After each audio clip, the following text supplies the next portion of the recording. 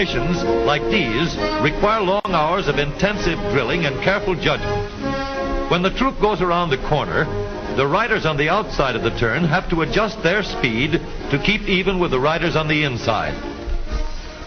The man on the outside has to ride a lot farther and a lot faster in order to keep up with the parade.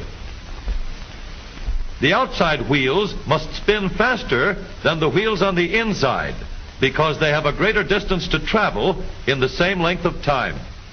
When a wagon turns a corner, the wheels can travel at different speeds because each one can turn freely on the axles. And in the early automobiles, the rear wheels turned separately and only one wheel was connected to the engine.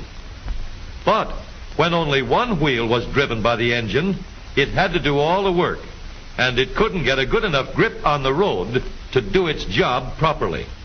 So the one-wheel drive was soon out of date. But if two wheels are locked on an axle so that they are not free to turn separately, one or the other has to slide. So engineers had to find a way to connect both rear wheels to the engine without sliding and slipping on turns. The device which makes this possible is a part of the rear axle. It is called the differential because it can drive the rear wheels at different speeds. The differential looks complicated, but once we understand its principle, it is amazingly simple. These two wheels are mounted on separate axles and supported by a frame so that they can revolve freely at different speeds. Let's fasten a spoke on the inner end of each axle so that by turning the spokes, we can turn each wheel separately.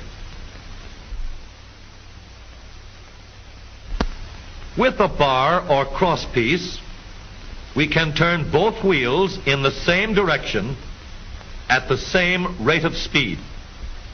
Let's get something to hold this bar in place so that it will press against the spokes. Notice that this support is not locked to the axle. It turns freely. Now we can spin the wheels by rotating the support. This is fine as long as both wheels are able to turn at the same speed. But let's see what happens when we go around the corner. With this arrangement, we cannot drive one wheel faster than the other. And if we stop one wheel, the other wheel won't budge. Let's put this bar on a pivot so that it can swing in either direction.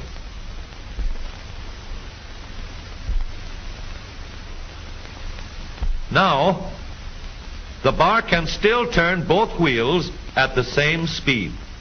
And because it pivots, it lets one wheel turn even when the other is stopped. But if turned too far, the bar will swing around until it won't drive the spokes that turn either wheel. We need another crossbar and more spokes to carry on the job. When we stop one wheel, the crossbars will continue to push the spokes of the free wheel around. As long as both wheels are free to turn, the bars do not swing on their pivot, and the wheels move at the same speed. Now we have the working principles of a differential. To adapt the model for use in an automobile, we will have to make a few changes. In order to reduce the jerky action caused by wide spaces between the spokes, we will put in more spokes. Further filling in the spaces between the spokes gives steadier, more continuous action, and changing the shape gives firm, constant contact.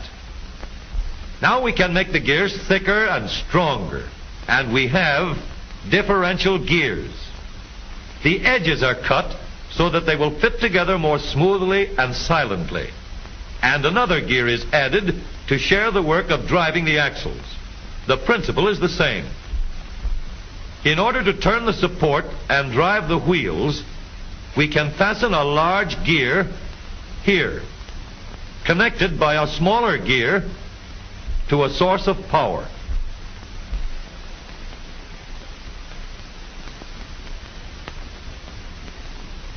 Notice that the power is connected to the differential at the center line. We can make our model more compact by moving the gears closer together. When we put our differential in an automobile, we have to leave room for the drive shaft, which carries the power from the engine. We may build the floor of the car above the drive shaft. But if we do, we won't have much room inside unless we make the top of the car high too. Of course, we could lower the floor and ceiling, but the drive shaft would be higher than the floor. This would have disadvantages. A shaft in the middle of the floor of an automobile would be inconvenient for passengers and would be awkward for carrying luggage. Today, engineers have found a way to make the car roomier and closer to the road without a clumsy shaft above the floor. The drive shaft from the engine to the differential is lowered out of the way, and the drive shaft is connected to the rear axle at the bottom. The new low center drive makes the rear axle quieter, stronger, and more durable because it gives better, smoother contact between the gears. The automobile of today with the low center drive is stronger and more rugged. Every part of the rear axle has been built to withstand strains far greater than it will ever meet on the straightaway or around the corner.